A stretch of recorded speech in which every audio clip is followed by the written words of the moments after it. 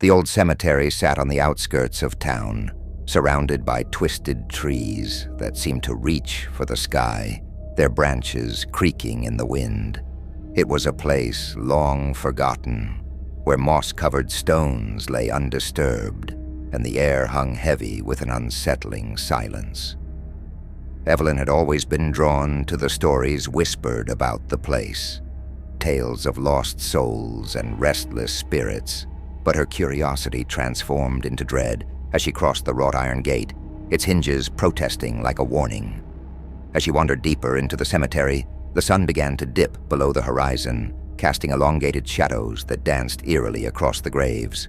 Each stone felt like an eye watching her, and the soft rustle of the leaves seemed to carry her name, echoing in her mind. She tried to dismiss it as her imagination, but an inexplicable weight pressed down on her chest, urging her to leave. Yet something compelled her to stay. The urge grew stronger as she stumbled upon a particularly ancient grave, its inscription barely legible, hinting at a life full of secrets. The chilling allure of the grave wrapped around her, tempting her to dig deeper into the past. She closed her eyes, envisioning the former occupant, a woman once vibrant and full of life, now reduced to a mere memory beneath the earth. Evelyn felt a connection, a pull that made her heart race. That connection twisted into something more as a subtle whisper brushed past her ear, growing clearer with each beat of her pulse.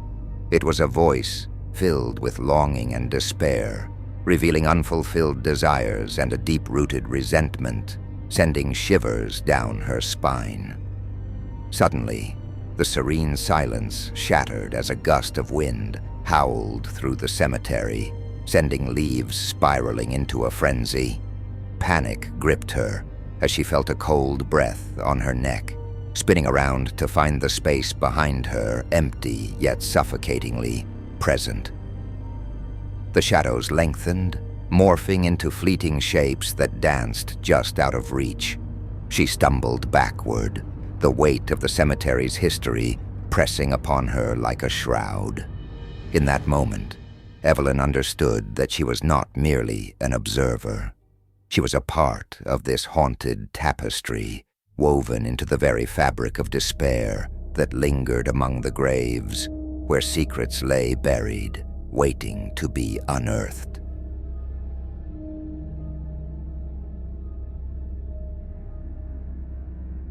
In a small, forgotten village nestled between twisted trees and a perpetual fog, whispers of an ancient witch lingered in the air, a figure woven into the very fabric of their lives. Her name was Eldra, a woman who appeared only in the shadows. Her presence felt more than seen. The villagers spoke of her with a mix of fear and reverence, recounting tales of her uncanny ability to know their secrets, to unveil their deepest fears as if they were mere threads in her tapestry. Children dared one another to visit her crumbling hut at the edge of the woods, but none ever returned unscathed, their laughter silenced by a palpable dread that clung to the air like the mist. Years passed, and the villagers began to notice strange occurrences, crops wilting overnight, livestock wandering off, never to return. It was as if Eldra, though distant, had woven her curse upon them, tugging at the strings of their reality. Each morning, they awoke more fearful than the last, eyes darting to the tree line, half expecting the witch to emerge, claiming yet another part of their lives.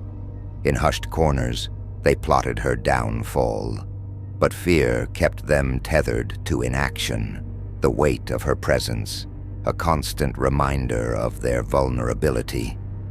Then came the night when a storm raged like a wild beast, the wind howling through the village as if echoing their collective dread.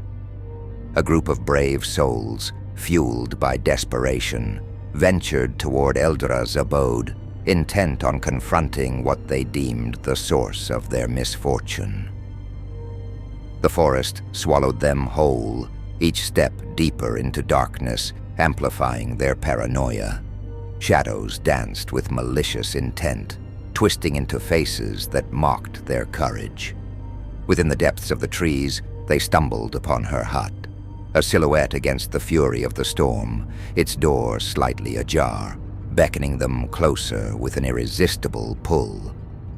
As they crossed the threshold, the air grew thick with an unsettling warmth, and the remnants of their bravery began to unravel. Eldra appeared, an ethereal figure with eyes that seemed to pierce through to their very souls, exposing their fears, their failures, their secrets. She whispered their names, her voice a lullaby wrapped in a serpent's charm. In that moment, the villagers realized that it was not Eldra who had cursed them, but their own minds, forged from guilt and doubt, their darkest desires manifesting as shadows in the night. As they stood frozen in the witch's lair, they understood the profound truth. The real witch had always been within them, a specter born of their own insecurities, and there was no escape, not even in the witching hour. Sarah had always felt a distant connection to her grandmother's old house, the one that stood at the end of a twisted lane, shrouded by trees and memories. It whispered secrets, calling her back after her grandmother's passing. As she sifted through the boxes of forgotten trinkets and dusty photos, an unsettling feeling settled in her chest, as if the house itself were watching her, judging her presence. She unearthed a peculiar wooden box, intricately carved with symbols she didn't recognize.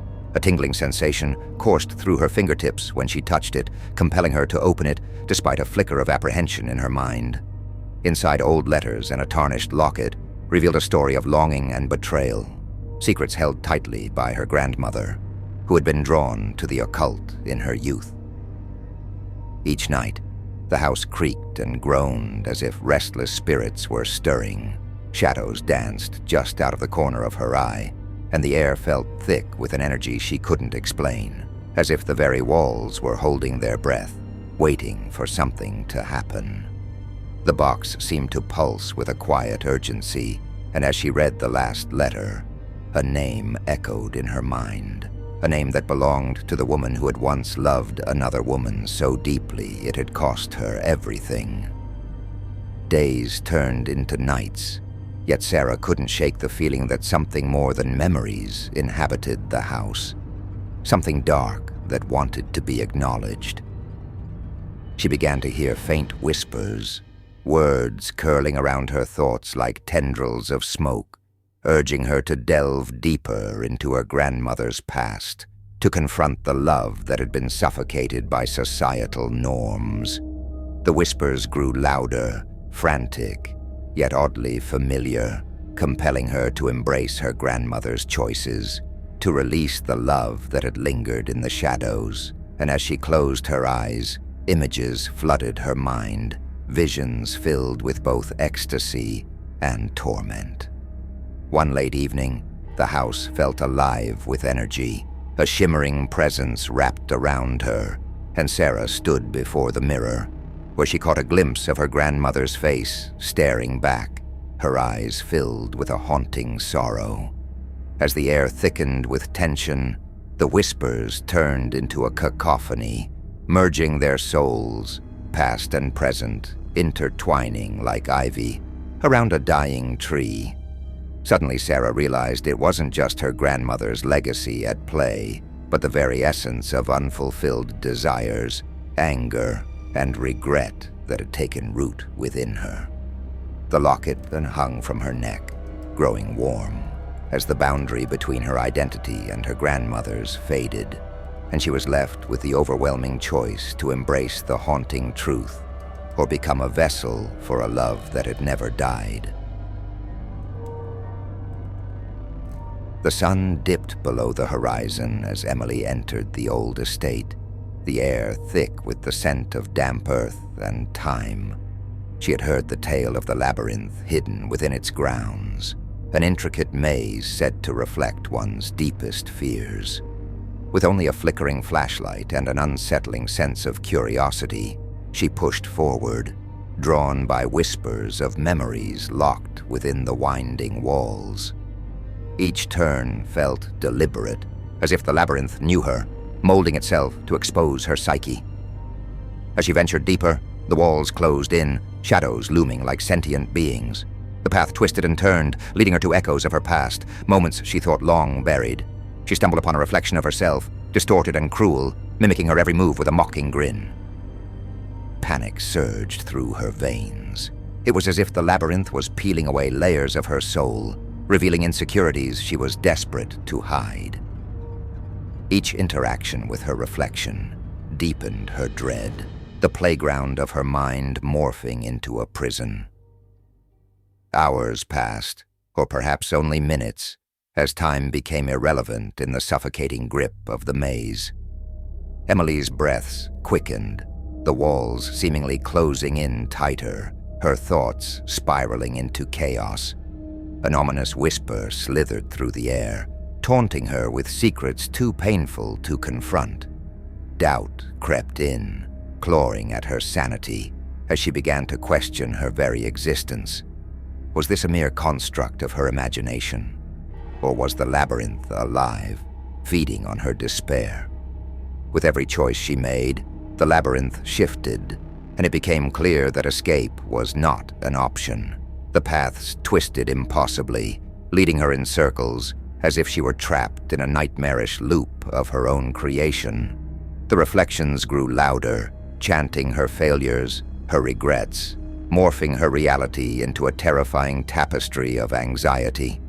In that moment, the walls were no longer just stone and earth. They became a mirror, reflecting the haunting truth that sometimes the greatest labyrinth lies within, and the only way out is to face what lurks in the darkest corners of your mind.